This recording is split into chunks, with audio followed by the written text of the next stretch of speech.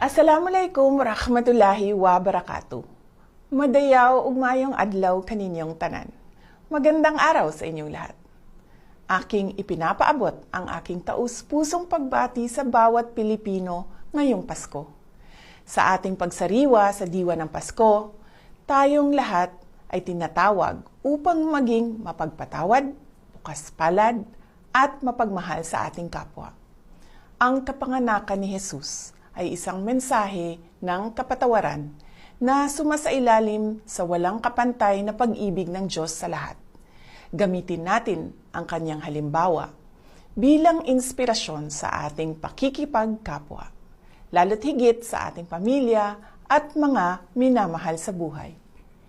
Higit sa mga material na bagay na ating matatanggap ngayong Pasko, tayo ay inaanyayahang magbigay ng pag-unawa, respeto,